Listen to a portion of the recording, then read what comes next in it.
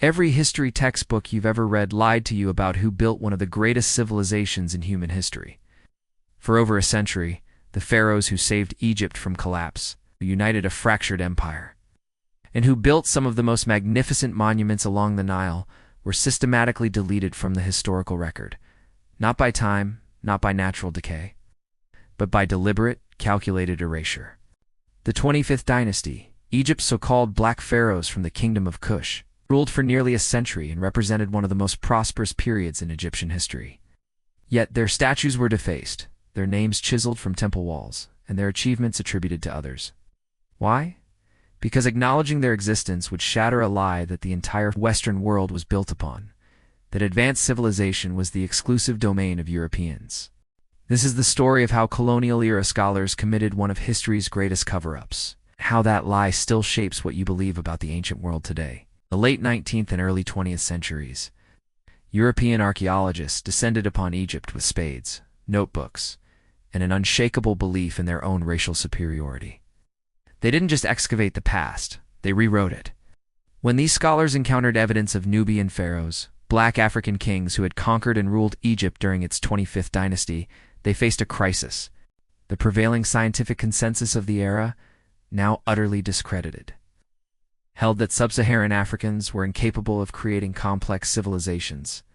The existence of powerful black pharaohs, who had not only ruled Egypt, but had restored it to greatness, contradicted everything the colonial project depended upon. So they made a choice. They reclassified the evidence. They mistranslated inscriptions. They literally defaced monuments. And they constructed an alternative narrative in which Egypt's greatness was attributed to mysterious lost white races, Middle Eastern influences, or anyone but the Africans who actually built and ruled the empire. The cost of this lie wasn't just academic. It became the intellectual foundation for colonialism, apartheid, and centuries of racist ideology that told millions of people their ancestors had contributed nothing to human civilization. The truth was buried not under sand, but under racism. And it's time to dig it up. The kingdom of Kush, located in what is now Sudan, was not some primitive backwater waiting to be civilized by its northern neighbor. By 800 BCE, Kush had developed into a sophisticated military and economic power, with its own rich cultural traditions, monumental architecture, and complex religious practices. The Kushites had traded with Egypt for centuries, adopted and adapted Egyptian gods and customs, and viewed themselves as the true inheritors of ancient Egyptian traditions, at a time when Egypt itself had fractured into competing kingdoms. Around 747 BCE, a Kushite king named Piye looked north and saw an Egypt in chaos. The country had splintered into petty kingdoms ruled by Libyan dynasties and Delta princes who warred with one another while foreign powers circled like vultures. Egypt, the civilization that had once dominated the known world, was collapsing from within. Piye didn't see an opportunity for conquest. He saw a sacred duty. The Kushites were devout worshippers of Ammon, the king of the Egyptian gods, and they believed that restoring Egypt's unity and returning it to proper religious observance was a divine mandate.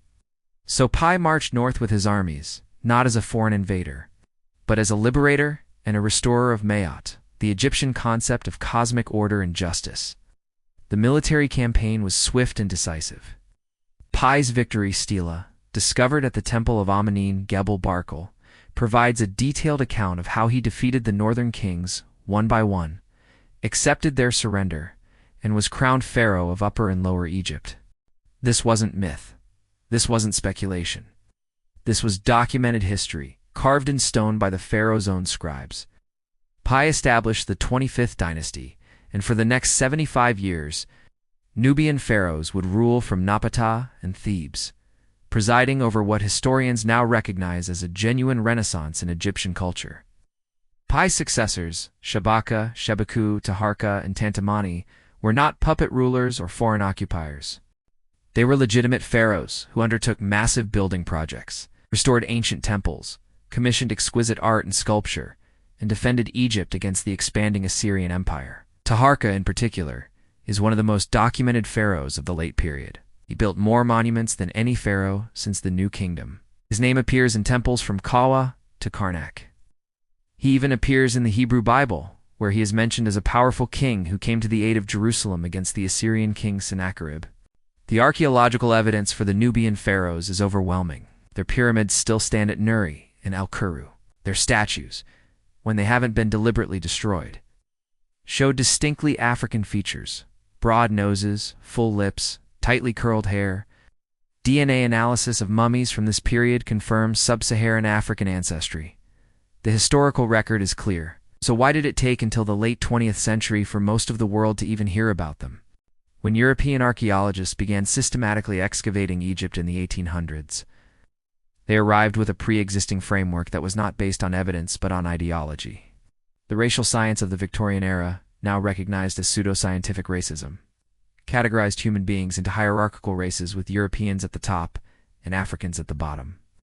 This wasn't fringe theory. It was mainstream academic consensus, taught at prestigious universities and published in respected journals. When these scholars encountered the monumental architecture, sophisticated art, and advanced technology of ancient Egypt, they faced a logical problem. Egypt was in Africa, but according to their racial theories, Africans couldn't have built such a civilization, so they invented a solution.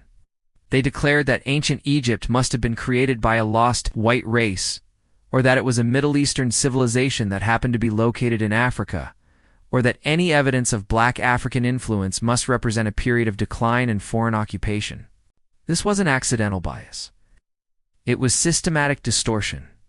When the Swiss Egyptologist Eduard Novel excavated the temple of Deir el-Bahari in the 1890s and encountered reliefs showing Nubian pharaohs, he described them as representing a humiliating period of Ethiopian domination over Egypt.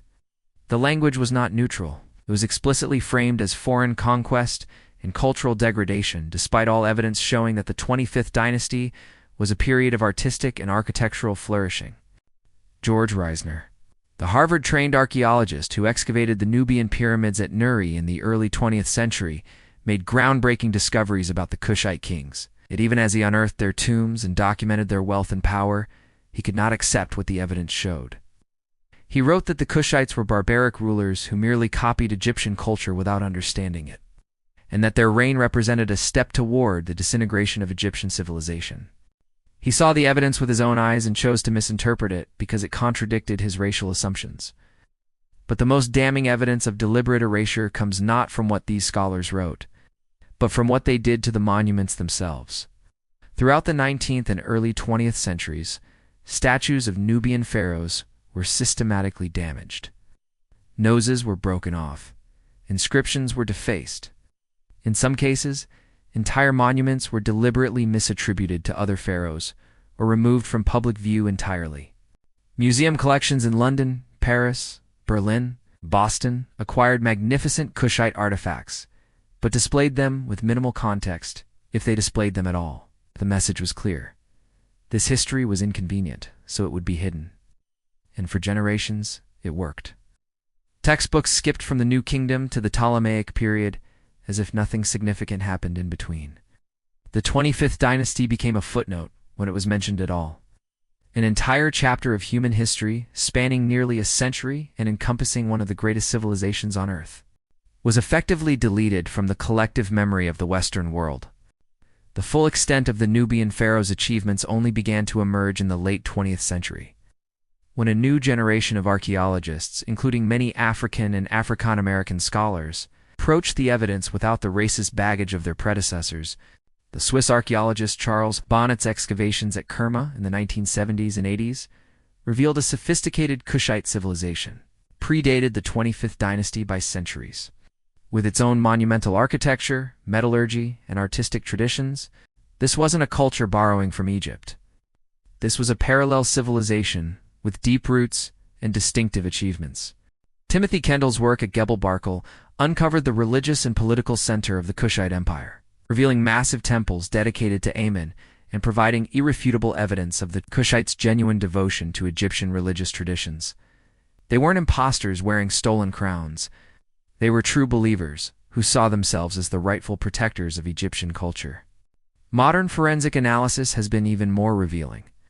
CT scans and DNA testing of mummies from the 25th Dynasty confirm what the statues had always shown. These were sub-Saharan African rulers with genetic links to modern Sudanese in East African populations. Isotope analysis of their teeth and bones proves they grew up in Nubia, not Egypt, definitively refuting old theories that tried to claim they were somehow ethnically Egyptian. Art historical analysis has shown that the distinctive aesthetic of the 25th Dynasty, with its emphasis on realism, individual portraiture, and careful attention to anatomical detail, represents a genuine artistic revolution.